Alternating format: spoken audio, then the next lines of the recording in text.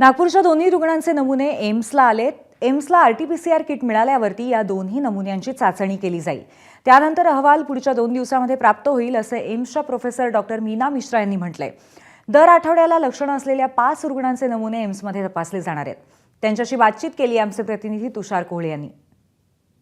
आपल्यासोबत डॉक्टर मीना मिश्रा आहे. एम्समध्ये ते नमुने तपासणीसाठी येणार आहे. नेमकी कशी प्रक्रिया असणार आहे?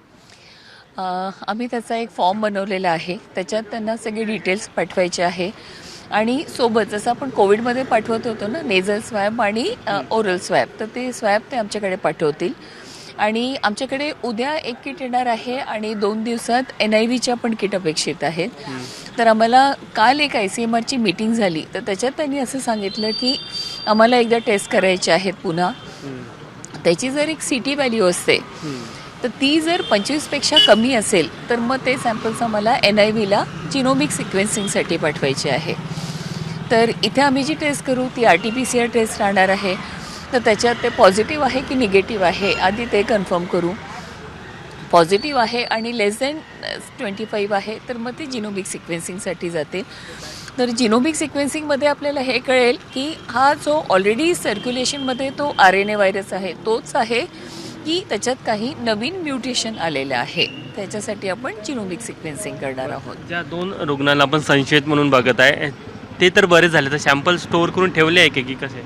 हां, ते सॅम्पल्स मेडिट्रिना हॉस्पिटलच्या लॅबॉरेटरीने त्याला स्टोअर करून ठेवलेले आहे आणि ते सॅम्पल ते आमच्याकडे एम्सला पाठवणार आहेत. साधारण हा अहवाल यायला किती वेळ लागेल? 2 दिवसात येऊन जायला पाहिजे.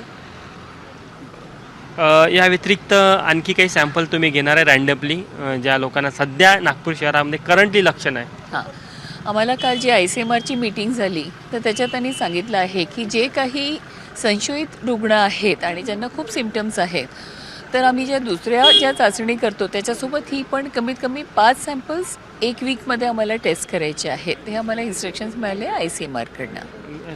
ते अहवाल देखील किंवा ते सॅम्पल देखील तुम्ही यासोबतच टेस्ट करणार? हो, यासोबतच करू. आपण एक किटमध्ये आपण 100 सॅम्पल्स टेस्ट करू शकतो.